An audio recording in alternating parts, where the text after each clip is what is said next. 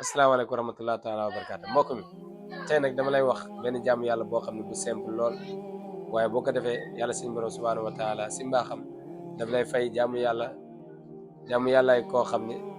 toog na di jaamu yàlla lu toll ni fukki at ak ñaar mooy 12 ans mu toog ko di ko jaamu yàlla ba yàlla nangul ko yow simple jaamu yàlla bi boo ko defee day tolloog loolu. aimé vidéo partagé ko yow mi nga xam ne yaa soog a ñëw si seen ñëpp mën si jëriñ